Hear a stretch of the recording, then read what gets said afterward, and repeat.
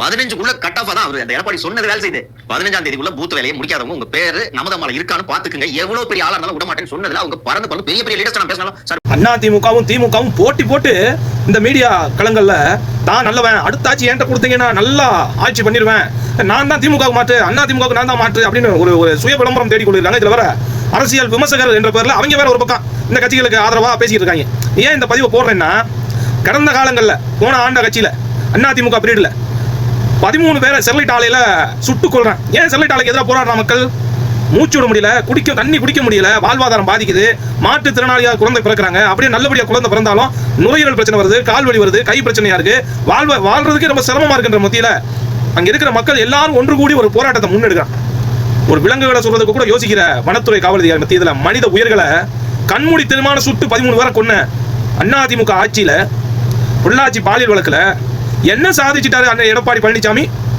ஏதாவது அந்த காவல்துறைக்கு ஏதாவது தண்டனை கொடுத்தாரா? எப்படி அந்த துப்பாக்கி சூடு நடத்துனீங்கன்னு கோவப்பட்டாரா? அதெல்லாம் கூட விடுங்க. ஒரு சாதாரண குர்கா பிரச்சனை சட்டப்பேரவையை முடக்கி சபாநாயகரை வெளியே தள்ளி அந்த இருக்கையில் அமர்ந்து திமுக அவ்வளவு பெரிய பிரச்சனை பண்ணுச்சு. இன்னைக்கு மது விற்பனையில, கஞ்சா விற்பனையில, அபின் விற்பனையில, பெண்கள் பாலியல் வன்கொடுமையில, காவல்துறை அத்துமீறல ஏதாவது ஒரு எதிர்கட்சி தலைவரா, ஒரு தில்லு திராணி தைரியம், ஒரு ஒரு ஒரு அரசியல் கட்சியினுடைய தலைவர் என்ற ஒரு பொறுப்பு இருக்கா? எடப்பாடி என்ற ஒரு மனிதனுக்கு ஒரு சுயறிவு இருக்கா? இந்த 5 ஆண்டு காலங்களில் இவ்வளவு அவலங்களை எதிர்த்து எதிர்கட்சியா நீ செயல்பட்டு இருக்கியான்னு கேட்டா ஜீரோ தான். ஆனா இன்னைக்கு சுய விளம்பரம் எப்படி இருக்குன்னா, எடப்பாடி ஒரு விவசாயி, கொலையாளி, ஆனா விவசாயி, அவர் ஏழ்மை நிலையிலிருந்து இந்த பக்குவத்துக்கு வந்திருக்கிறாரு. அண்ணா திமுக அதுல ஒரு விந்தியான ஒரு அம்மா இருக்கு, அந்த அம்மா திமுக போய் சேரப்போகுது. அந்த அம்மா சொல்றது 2.5 கோடி தொண்டர்கள் இருக்கிறாங்க அண்ணா திமுக. எடப்பாடி கீழே ஜெயலலிதாக்கே 1.5 கோடி, எடப்பாடிக்கு 2.5 கோடியா. இதுல எம்பி சீட்ல ஒன்றும் வரல, எம்எல்ஏ சீட்டுக்கு இன்னும் கூட்டணிக்கு யாரும் வரல. மாபெரும் தலைமை ஏற்று நடத்துவார் எடப்பாடின்னு வெக்கமே இல்லாம உண்மைக்கு புறம்பா ஒரு பணம் கொடுத்தா எதை வேணாலும் பேசுற மீடியாக்கள் வச்சுக்கிட்டு இந்த அதிமுக வெற்றி பெற்று விடலாம் நினைக்குது. அதிமுக இன்னைக்கு வந்து ஒரு ஜாதி கட்சி. அது சமூக மக்களுக்கு எல்லா சமூகத்தையும் அரவணைச்சு போறக்கூடிய கட்சி அல்ல, மதங்களை ஒருங்கிணைத்து போற கட்சி அல்ல. மதங்களை ஒன்றிணைத்து போற கட்சியா இருந்தா பாஜகவோட சேர்ந்திருக்காது. சாதிய வன்கொடுமையில இருக்கக்கூடிய வன்னிய சமூகத்தினுடைய கட்சி தலைமை ஏற்கக்கூடிய ராமதாஸ் பேச்சை கேட்டு ராமதாஸ் வருகைக்காக காத்துக் கொண்டிருக்கக்கூடிய எடப்பாடி பழனிசாமி, அந்த கட்சியில் இருக்கக்கூடிய அவைத்தலைவர், பொருளாளர்லாம் வன்னிய சமூகத்தினுடைய வாக்கு இருந்தால் நாம ஜெயிக்க முடியும். தென் மாவட்டங்கள் எப்படி போனா பிரச்சனை இல்லை, தேவர் சமுதாயம், நாடார் சமுதாயம், கோனார் சமுதாயம், அதெல்லாம் அவங்கெல்லாம் நமக்கு ஓட்டு போறாங்களா இல்ல, அதெல்லாம் பிரச்சனை இல்லை. சேலம் இந்த வட மாவட்டங்கள்ல நாம வெற்றி பெறணும். நாம ஜெயிக்கிறோமோ தோக்கிறோமோ நாம வெற்றி பெற்று இந்த சட்டப்பேரவை வரணும். இவ்வளவுதான் அதிமுகவுடைய கொள்கை. இன்னைக்கு அதிமுகவுக்கு 1.5 கோடி தொண்டர் ஜெயலலிதா வச்சுட்டு போன கட்டுக்கோப்பாரு இந்த தொண்டர்கள் எல்லாருமே வெறுத்து போயிட்டான். தலைமைக்கு வந்திருக்கக்கூடிய எடப்பாடி பழனிசாமி அவருக்கு கீழே இருக்கிறவங்கலாம் அந்த ஒரு 5 பேர் தான், அதுக்கு கீழே இருக்கிறவங்கலாம் எப்படி போனா நமக்கு என்ன வந்திருக்கு அப்படின்ட்டு. நிச்சயமா 2026 முடிவு அதிமுகவின் முடிவா தான் இருக்கும். அதிமுகவின் முடிவு 2026.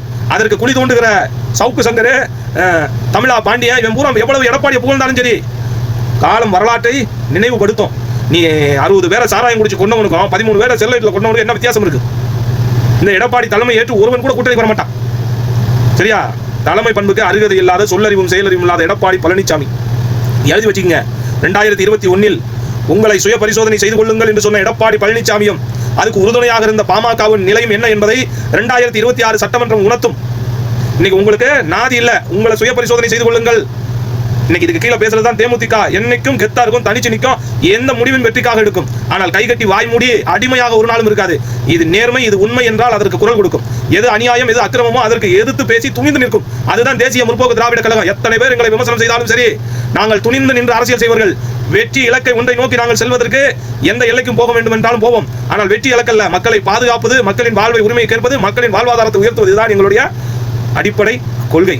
கொள்கை மாறாத இயக்கம், கொள்கை வழியே நடக்கும் ஒரு இயக்கம் என்றால் அது புரட்சி கலைஞரால் உருவாக்கப்பட்டு இன்று பிரேமலதா விஜயகாந்தால் வழிநடத்தப்படும் தேசிய முற்போக்கு திராவிட கழகம் ஒன்றுதான் தமிழக அரசியலிலே மாற்று அணி கொண்ட ஒரே கட்சி.